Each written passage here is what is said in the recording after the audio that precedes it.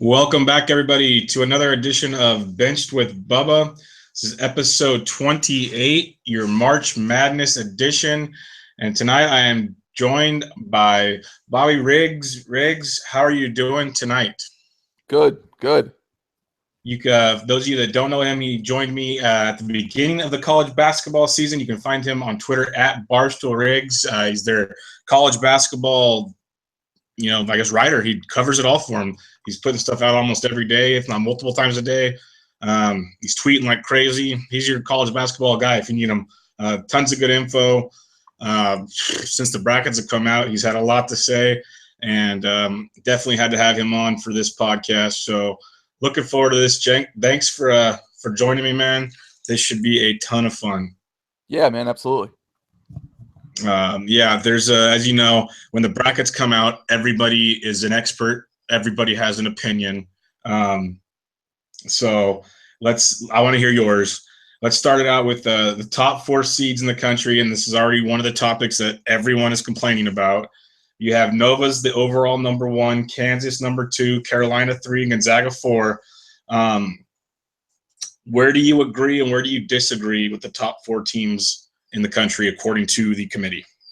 I was fine with it. I had the same four as my top line. I had Gonzaga as the. I think if I was rating them 1 to 4, I think I had Villanova as my 1. I think I had Carolina maybe as my 2, Gonzaga as my 3, Kansas as my 4. But in the grand scheme of things, it's kind of irrelevant because they all stay close to home. They don't really follow the S curve, so it's not a huge deal. I mean, Final Four, I guess it matters if all 4 1 seeds make it, but they're all so comparable. To me, it's irrelevant. But I was 100% agree with the top line. Yeah, so you definitely agree Nova's the top team in the nation, and the big thing I'm hearing from a lot of people is people arguing Carolina should not be a 1 seed, and others should. Dumb. That's just dumb. Okay, like good. They won the ACC regular season, which is, I mean, it's the best conference in America. I know Ken Pom said the Big 12 is, but I think everyone would agree the ACC is the best conference in America. They challenged themselves in the non-conference. They lost in the semis to the ACC champion tournament game. I mean, who do you put above them? I agree. That's my question: is who do you put above them? To me, they're the most complete team in the country. So if you're honoring like the best teams in the country, there's no way Carolina's not a 1 seed. Yeah, I'm not arguing with you. I think they're the best. It's like so they slipped up on one night and they lost, like you said, to the team that won the tournament. So you're gonna punish them for losing to the team that ended up winning the thing. Right. Big deal. Right. Yeah, I didn't have a problem at all. Like I said, I would have a bigger problem if they weren't a 1 seed. I really didn't like they have 7 losses. Yeah, I hate looking at records. Like, records are almost irrelevant to me because they don't tell you anything. They just tell you what games you won and lost, but it doesn't say who you beat, who you lost to, where you won, where you lost. So, I mean, people get caught up in records, and it's just not a good thing to get caught up in. Well, yeah, you look at the 7 losses, and most of them are, if you want to put the bad term, quality losses there, and then they want to replace them with, like, say, Duke. Well, Duke has 8 losses, so then your argument's completely out the freaking window right out the gate. So, yeah, totally agree. Moving on to let's say the last, everyone's got the bubble teams, the last 4 in. Last 4 in, according to the committee, is Wake Forest, Kansas State, USC, Providence. So you got teams like Syracuse, Illinois State, Iowa, Cal, many others. Do you agree with the last 4 in? We'll start with that. Do you agree with the last 4 in? Yeah, I don't get caught up on the bubble because bubble teams are average. Like, they're not good teams. Don't lose to a garbage team, win 1 more game than you should, than you did, and you're not even in, you're not getting talked about being on the bubble.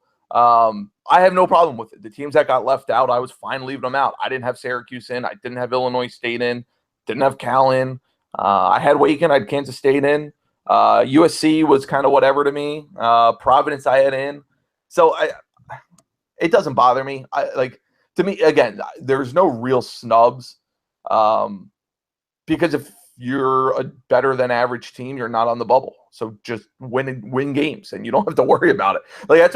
That's what kind of pisses me off is when people get so caught up in this, where it's like, well, they got snubbed, and it's like, no, they didn't. Like Illinois State lost to San Francisco, Tulsa, and they lost to another like a team they shouldn't have, another battle, Murray State, and it's just like, win one of those games, and you're not talking about being snubbed.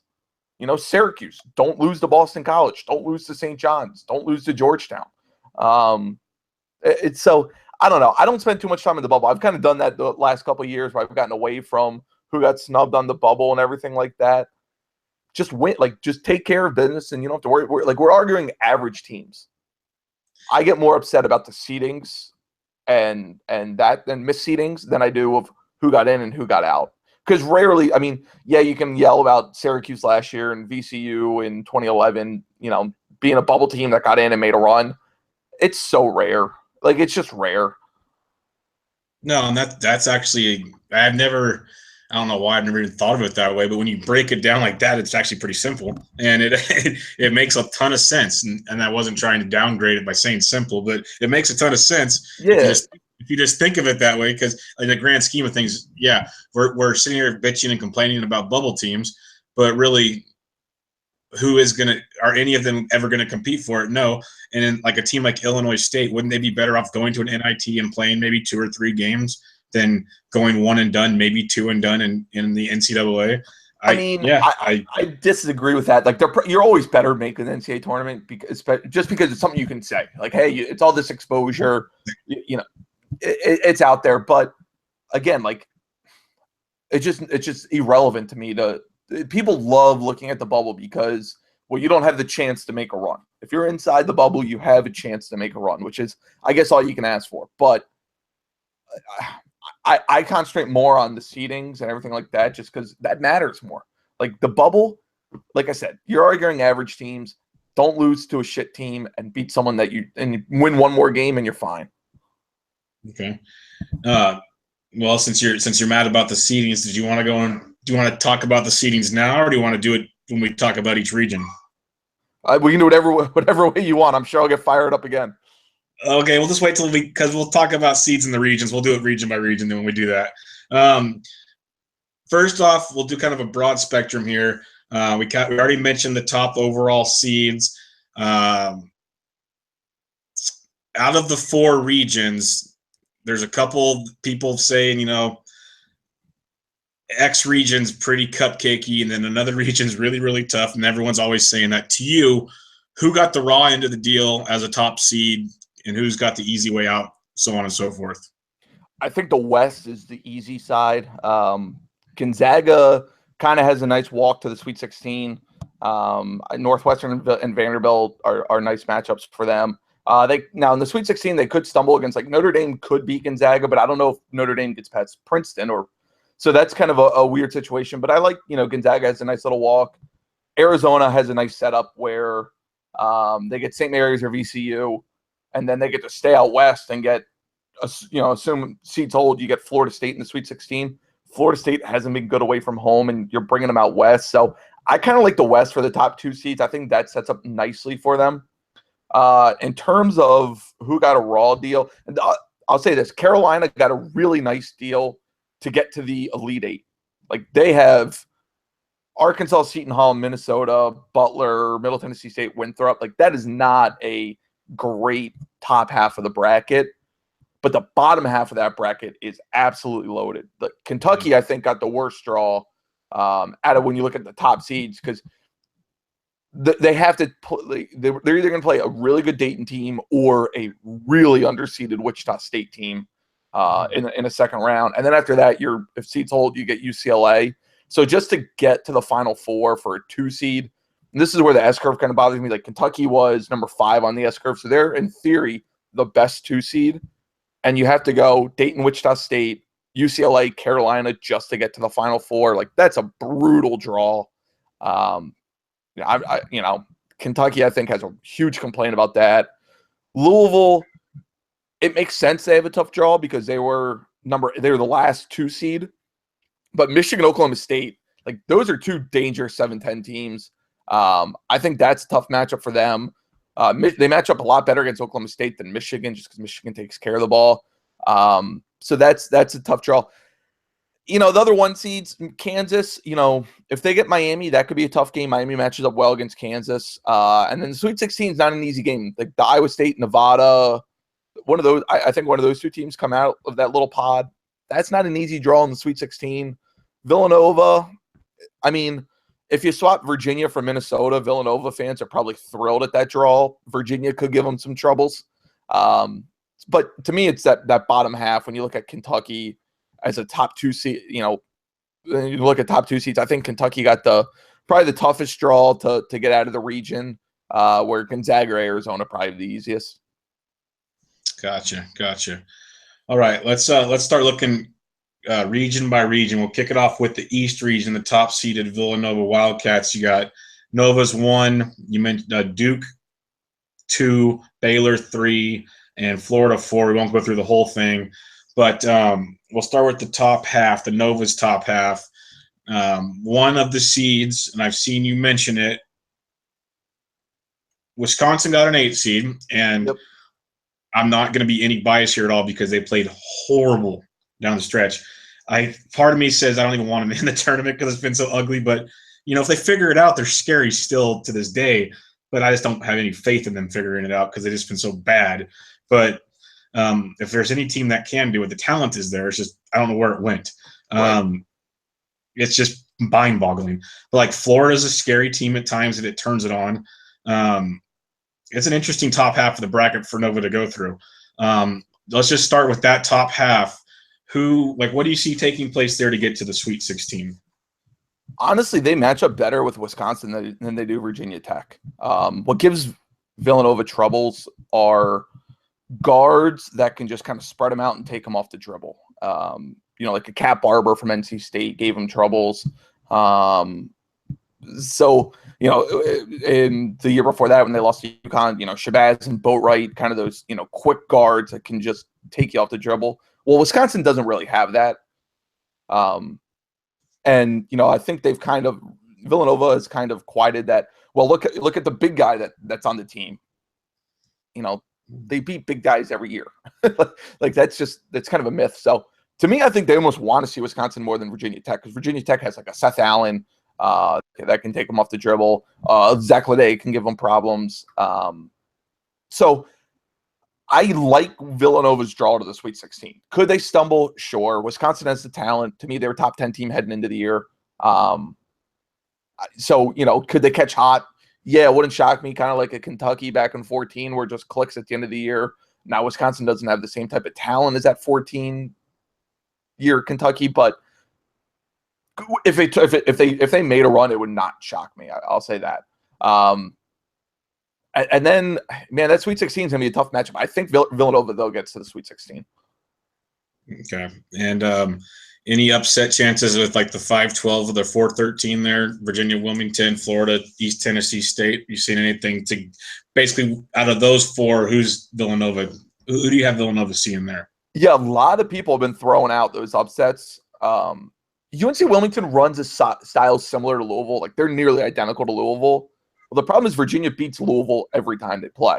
Like Virginia just thrives playing against them. So a lot of people are picking UNC Wilmington there, and I get it. UNC Wilmington's a really good team. Kevin Keats is an awesome coach. But Virginia loves playing against that system. Like they always do well. So I think they get, you know, I don't think there's an upset there. Florida, East Tennessee State. There are some questions because Florida doesn't have their big guy Igbunu. But, you know, like TJ Cromer for East Tennessee State is a really good guard. The question is, Florida's guards athletic enough to stick on him and not let these guys get into the paint?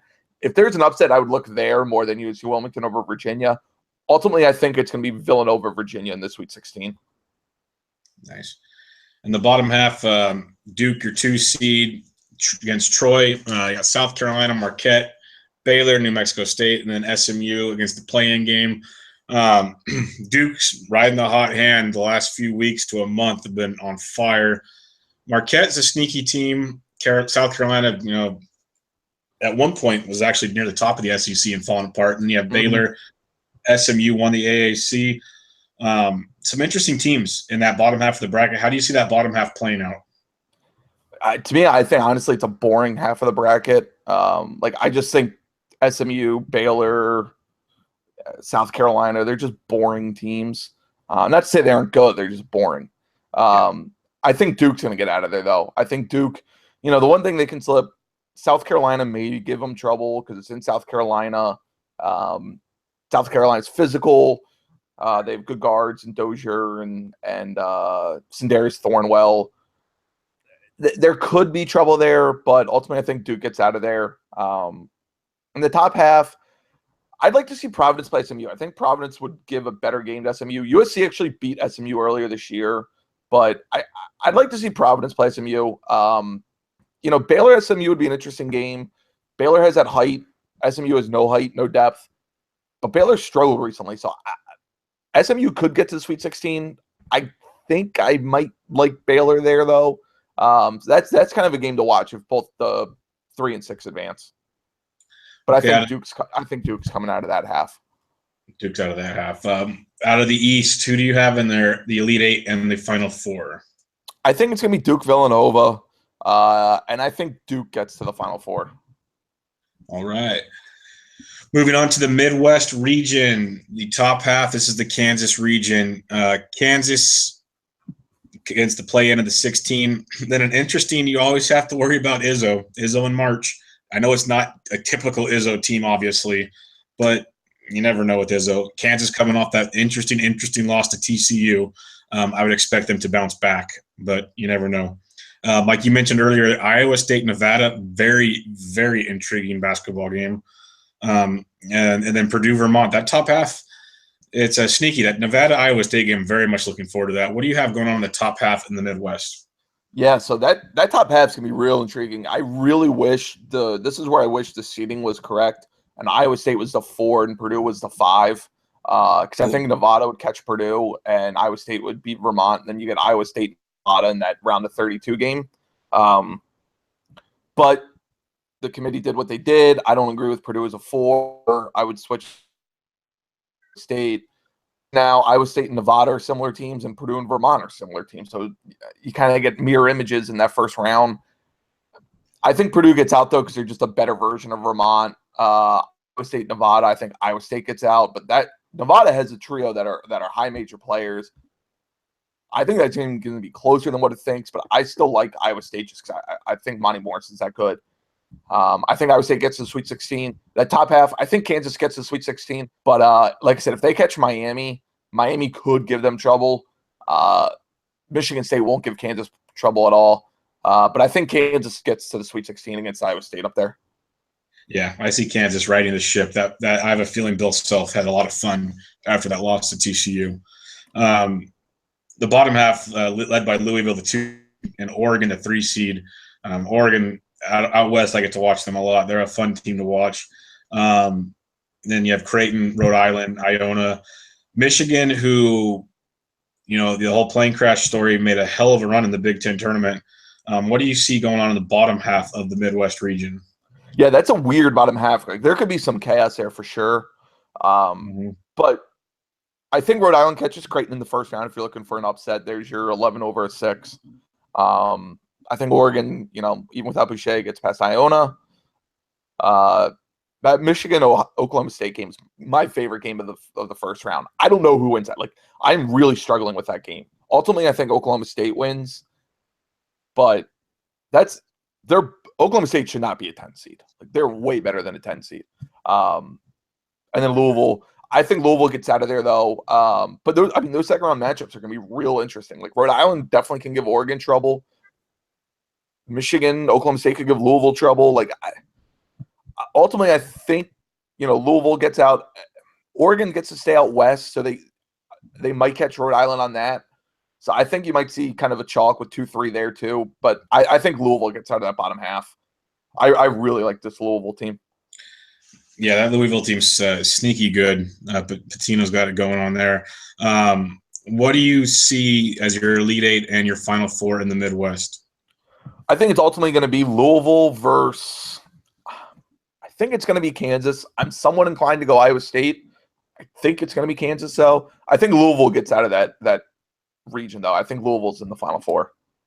Nice. So we got 2 seeds so far in the Final Four. And those are the first upsets. You've also given out people pay attention there. Rhode Island, he even likes Oklahoma State, but if you don't really consider that an upset seeding wise. That's just the committee being the committee, you say. Let's move on to the South. North Carolina, the 1 seed. Arkansas, Seton Hall, Minnesota. This one, okay. Can you explain to me how Minnesota is a 5 seed? Yeah, I think they should be a 6 seed. Like, I'm not outraged they're a 5 seed.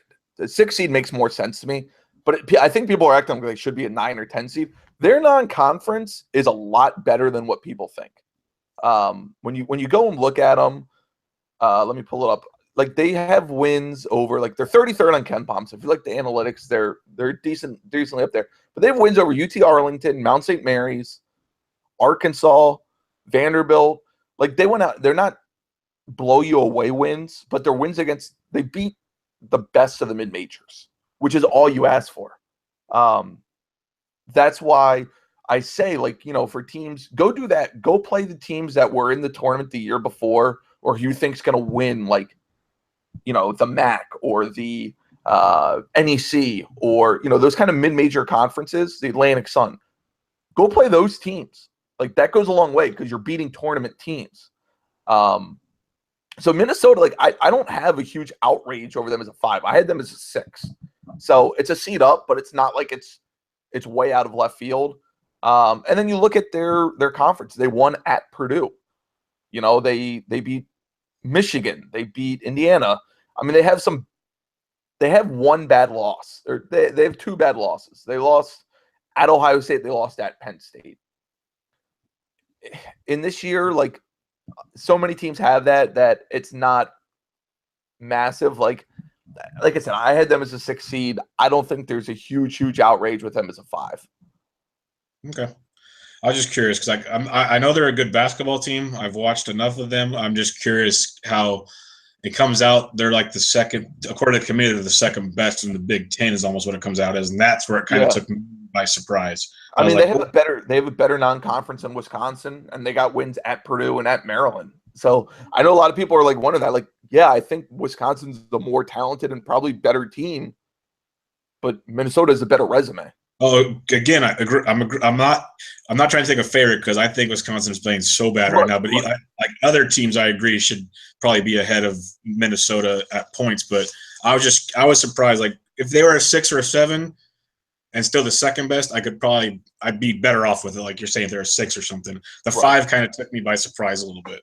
Yeah, but that was all it was. It wasn't necessarily a slight against Minnesota as much as, wow, how the heck did they get that high up there? Right. No, I get it. But I mean, I got asked that on Twitter no less than probably 15 times yesterday. Yeah, no, I believe it. But it's always something with the committee. Well, how, like, that 5-12 with Middle Tennessee and then the 4-13 with Butler Winthrop, those look like they could both potentially be some pretty interesting games, let alone Arkansas Seton Hall. What do you see the top half looking like there in the South? I mean, it's a cakewalk for Carolina. Like, Carolina should not stumble in this at all. I think Seton Hall beats Arkansas. Now, Seton Hall can challenge Carolina because Angel Delgado's that good on the interior. They just don't have the horses to run with Carolina all game. But Angel Delgado is really damn good. And he's, to me, the most underappreciated player in the country. Carolina's cakewalk into the Elite 8 though, but I think Seton Hall beats Arkansas. If you're looking at just pure seed upsets, I hate saying that because like you, upsets are what Vegas tells me upsets are, not the committee. But exactly, yeah, I think seed upsets, Seton Hall over Arkansas. I think Middle Tennessee State catches Minnesota. I don't know what's going on with this Akeem Springs injury. Middle Tennessee is not a great matchup for Minnesota, and if Springs is out, I like Middle Tennessee there. I think Winthrop plays Butler close. Mm-hmm. But, the line's like 12. I'm going to be on Winthrop's side on that. I think Winthrop plays it really close. It would not surprise me if they're winning with like 8 minutes to go. But I think Butler ultimately survives. And you see like North Carolina, Butler, Sweet 16. But I think you'll see a lot of – that's where you can kind of get chaotic, where the 12 and 13 win or something like that. Yeah, just ask Duke about Winthrop in the tournament. It's lots of fun. Let's look at the bottom half of the South, and this. I really hope it plays out to a well, like you said, Kentucky's second round matchup could be scary. Yeah, Well, it should be scary regardless of how that whoever they play. But I really hope the 3 seed comes out and plays Kentucky in the Sweet 16. 3 seed being UCLA. How do you see the bottom half getting to the Sweet 16? I mean, you want to talk about a shit show of a bottom half? Like literally just throw a dart. I mean, Kentucky the best team? Yes, but like I mentioned with that draw, like Dayton is a really good team. They're really good defensively. It would not shock. Like everyone's automatically putting Wichita State, Kentucky in that round of 32. I would not be surprised at all if Dayton's there. So I don't know who I'm going to take in that game yet. I haven't really delved into it, but like I said, it wouldn't shock me if Dayton beats Wichita State.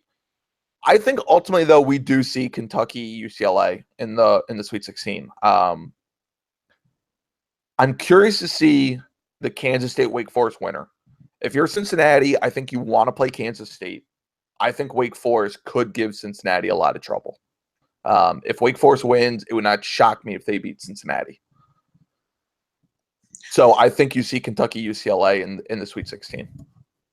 Yeah, I'm looking at these brackets right here. If you live within driving distance of Indianapolis, you need to go watch basketball. You have Michigan, Oklahoma State, Louisville, Jacksonville State, Dayton, Wichita State, and Kentucky, Northern Kentucky. You have some really good basketball to watch. Yeah, those ticket prices are going to be outrageous. Oh, yeah, no, definitely are. And but damn, that's some good basketball. Okay, back to the South. So your Sweet 16, you have Carolina. And Carolina's in the Elite Eight no matter what for me. Like it's a no-brainer putting them in the Elite Eight. And then you have UCLA, Kentucky most likely in the Sweet 16. And that game alone that could potentially be better than some of these Elite Eight Final Four games. Yeah. Just athletically up. Well, didn't they already play once? They played once this year. Yeah, they played at Rupp and like 100 something.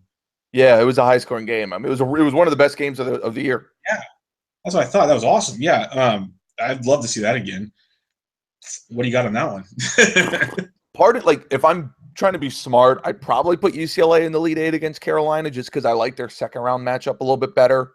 And then, you wonder if maybe Kentucky's. I like Kentucky better than UCLA. I think they're really close. They're really comparable. But I think, it'll be more of a home game for Kentucky. But we saw UCLA win at Rupp earlier this year. But I think you're kind of starting to see Kentucky click at the right time. If they can get Bam, Monk, and Fox playing well all at the same time, I think they're the best team in this region. Not the most complete because Carolina's the most complete, but in terms of just pure talent, they'd be the best. So if you're asking me to be smart, I'd probably put UCLA in the Elite Eight against Carolina. But if you're asking me to kind of take a guess on who's the best, I'll put Kentucky there. But I guess if I'm filling out, I'm probably putting UCLA in the Elite Eight. And then for your Final Four? Being smart, I think you want to put Carolina there because really they just have to win one game. Yeah. I think it's a cakewalk to Elite Eight. You just have to worry about winning that one game. So, yeah, I guess I'll go Carolina just to be safe. All right. That takes us out. Really, I mean, there's really legit 3 options to get to the Final Four there. Yeah, the top 3 seeds, basically. All right, let's head out west to the Gonzaga region. The Zags, we'll see if they can actually hold their seed for once. They blew it last time around. Their top half's interesting. A lot of people are liking Notre Dame and West Virginia in their top half, and rightfully so. Good clubs. But they also have some interesting first-round matchups against Princeton and Bucknell. Everyone's pumped on Northwestern getting their first invite as well. How do you see the top half of the West region playing out? Yeah, I think Gonzaga gets out of there. You look at like West Virginia, Bucknell. Bucknell's a good team, but they're a team that doesn't match up well against West Virginia. Bucknell turns the ball over like 220th most in the country, which just plays in West Virginia's hands, obviously. Notre Dame Princeton would be an interesting matchup. They're very, very similar teams. Notre Dame's just a better version of Princeton. But it's going to come down to shooting. And I trust Notre Dame a little bit more there. I think that'll be a really close game. And then Notre Dame is a terrible matchup for West Virginia. I think Notre Dame beats West Virginia almost easily. And then so Gonzaga, Notre Dame up there in that top half, Sweet 16. Excellent. And then the bottom half, Florida State, Florida Gulf Coast, St. Mary's, VCU. On paper, I think could be entertaining. And Arizona, North Dakota, Arizona obviously, but should get out of there pretty easily. I'd like to watch Arizona, St. Mary's. Like you already said, Arizona should make it through there. How do you see the bottom half playing out? Yeah, I think Arizona's automatically in the Sweet 16 for me. VCU has to go out west to play St. Mary's. That's not an easy, that's not easy for anybody. We saw Seton Hall have to do it last year with Gonzaga. I think Maryland Xavier might be the second most boring first round matchup after Arkansas Seton Hall. When you're not talking like 1/16s, but in terms of just this game is just kind of there. Like it's two just really average teams. So I think it's gonna be a really chalky region. So I think it's easily Florida State, Arizona in the Sweet 16. So if I buy tickets to drive an hour to San Jose, I'm looking at Gonzaga against Notre Dame and Florida State versus Arizona. I would say you're pretty safe. I would be. I mean, maybe if you throw in West Virginia, but I would be surprised to see like a double-digit seed out there, or an 8, or one of the 8-9 teams, something like that.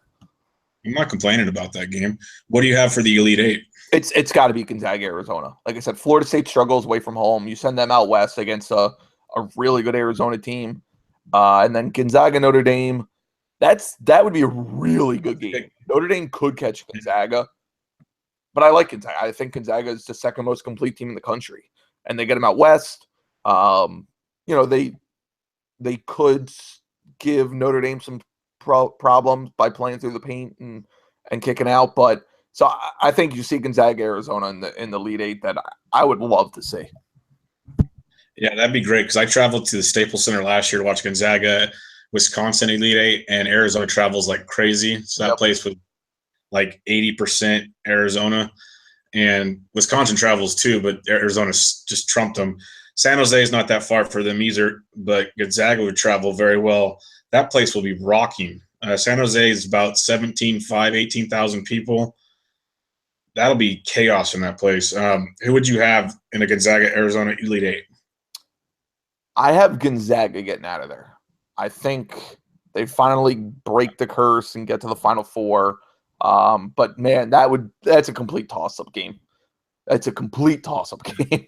I'll just go with Gonzaga. Like I said, I've been kind of on them all year. I'm kind of just sticking to it at that point. No, I like that a lot. Real quick before we get to your predictions for the whole cha-cha, you kind of mentioned a couple upsets earlier. If you just had to we're not talking just first round upsets. If you had to pick a couple lower seeds, say 6 seed or lower, that might go on a little bit of a run to get to the Sweet 16 or better, what are a couple teams to keep an eye on for the people out there? Rhode Island, I think they could kind of get lucky catching Creighton and then an injured Oregon team. That wouldn't necessarily shock me. Nevada, if they catch Iowa State, I think they get to the Sweet 16. Then Dayton, Wichita State, they're both good teams. That wouldn't shock me if they upset Kentucky. Those are kind of the teams that I'd be watching. All right. That'll take us to the Final Four. You have Duke versus Gonzaga and Louisville versus UNC. Who's your title game? Who's your champion? And who's your player of the tournament? Yeah, I have Gonzaga over Louisville in the title game. And I have Nigel Williams-Goss winning MOP. Nice. So the Zags finally do it after all the criticism for year after year after year. That'd be good to see. I really hope I don't love it because I feel like now everyone's picking Gonzaga because nobody's picking Gonzaga. And I kind of don't like that everyone's starting to get on that train. Yeah, but like you say, you're mentioning that, and then we go through this, and I can already see people saying that, chalk this or chalk that. But I want to tell people something is like everyone, because I heard a couple other shows today and everything is people like want to like pick upsets. Go ahead and pick your first round upsets. But if you look at brackets, the as they say, cream rises to the top. By the Sweet 16, Elite 8, majority of your seeds are the chalk. It's how it works, people. Yeah, well, nobody wants to watch that either. Everyone wants to watch the first round upset, but when you get to the Sweet 16, Elite 8, Final Four, like nobody wants George Mason VCU again. Everybody wants Kentucky, Duke, Michigan State, Wisconsin. Exactly. That's why I've been filling them out, and people go, "Oh, you're like all favorites and this and that." I'm like, no. First off, like you said, go look at the Vegas lines. I bet you some of these are actually dogs in Vegas. Right. And second off, it's just not the way it works. But yeah, it'd be really cool if Gonzaga could pull it off. That'd be great to see. One thing I wanted to ask you, I was thinking about it while we were talking here, going over all these teams, and I heard it earlier today. What do you think the reasoning is that there are fewer and fewer mid-major at-large bids? Like, we had a good run there for a while. You get a couple from the Missouri Valley every year and a couple from a few other conferences, and now it seems like it's becoming – I know, like, you know, Creighton and those schools left and everything, so that's probably the logical answer. But is there anything else to it besides just that? I mean, that's the main thing is these – quote mid-majors are no longer mid-majors. Like Gonzaga's not a mid-major, Creighton's not a mid-major, Xavier's not a mid-major, Wichita State's really not even a mid-major anymore. So these quote mid-majors aren't mid-majors anymore. And then the leagues were just down this year. Like the Missouri Valley sucked this year, the American sucked this year, the A10 not that good this year. A lot of these conferences that typically get those quote mid-majors in, they just weren't good this year. So I don't think it's a trend. It's just a year by year thing. This year, the middle of the road major conference teams were better than the second, third place mid-major teams. It's just how it worked out. So, but yeah, I mean, most of it is the fact that just, like the Creightons, the Xaviers, the Daytons, the Wichita States, the Gonzagas, they're just not mid-majors anymore. Yeah, like I said, that's probably the logical answer, which it was apparently. And the other thing I was going to ask you was you said you really didn't vent much after we talked about it. Did you want to get anything else out about the seedings? Like, I was kind of curious. You had a big thing, and you didn't say much else. Man, they just need to figure out what the hell they're doing, because here's the thing: the geography, yeah, it's cool for the first two rounds, like keep the guys close to home. Once you get to the Sweet 16 Elite 8, the teams that are making that are more often than not traveling by charter plane, having their own jets, everything like that. People will travel. Nobody cares. Like, Kentucky doesn't care if they play in California or Memphis. They care about who they play. So I just don't understand why you don't go to the S curve there. It just, why have an S curve if you're not going to use it? That's true. Like you said, if Kentucky was the 5th overall seed, how are they playing in the 3rd overall seeds conference or bracket? Yeah, it just doesn't make sense. I'm trying to find the tweet. I tweeted out today what the S curve would look like if they actually used it, and there was like one change you had to make where there was a conference problem. So let me see if I can find it here real quick. Yeah, so if you use the S curve, where the hell did it go? If you use the S curve for this year's tournament, just like say the top 16, because that's really who you want to focus on, or the top 4 seats. Like, and then from there you just kind of fill out. So in the East it would be Villanova, Louisville, Oregon, Purdue. The Midwest would be Kansas, Duke, UCLA, Florida. The South would be Carolina, Zona, Florida State, West Virginia. And the West would be Gonzaga, Kentucky, Baylor, Butler. To me, that just sounds more correct than these brackets. Yeah, and way more competitive, and it sounds way better. It's more balanced. If you're a higher seed, it gives you that advantage. Wouldn't most higher seeds take those over this, except for maybe Gonzaga and Arizona? Like, it just doesn't make sense why you have this S curve. like I said, you can still keep them in the pods for the first 2 rounds and really just do that script for the first 16. But it just doesn't make, like, I'm just dumbfounded year after year of, the West. This is the first year the West Coast schools have more than like one good team. Mm-hmm. The West is traditionally a weak region. They just need to fix that.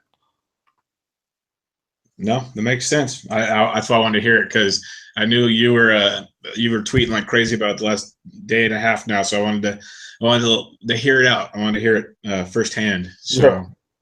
It totally makes sense. I agree, because you're not the only person I've seen mention it, and it's a yearly occurrence with the committee. It just never ends.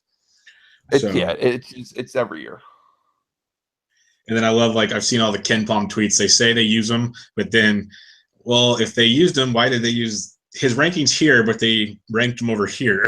So yeah, like that's the thing. Not There needs to be more transparency. Like, what are they determining to be seats? That's where I'm just a little confused by. Yeah. Well, as long as, like I said earlier, the cliche term, if the cream rises to the top, it won't matter. Like you said, bubble teams are bubble teams. These lower seeds are lower seeds. It won't matter. If these good teams are the ones that end up being the Sweet 16, the Elite Eight, we'll be just fine. Yep, exactly. So, like you said, those are the games we want to see anyways. So when the second weekend rolls around, we get our matchups we want, we'll be just fine. Yeah, that's all. That's all you hope for. Well, it's fun. If I'd be down for Duke, Gonzaga, Louisville, UNC, or some combination of something like that. Be down as heck. Yeah, I appreciate it. That'd be a great Final Four. Yeah, that'd be awesome. Did you have anything else you'd like to the plug, or anything else you'd like to say before we wrap this bad boy up? No, just follow on Twitter, read Barstool, and that's it. Yeah, like I said, guys, follow him on Twitter, BarstoolReags, Reags. He's always tweeting out valuable stuff. Like I said, like this time of year, he's got 1 or 2 articles a day. If not, just during the down season of basketball, it's at least a couple a week. He's always got stuff coming out, good information on college basketball, tons of stuff. And he's a DFS degenerate in other sports too. So if you like DFS sports, he'll play that as well. Tons of fun stuff. Reags, always a pleasure. Thanks for joining, man. I appreciate it. Yeah, no problem. Thanks, man. Everybody, this was Benched with Bubba, episode 28, your March Madness preview edition. Thanks for listening. We'll catch you guys next time.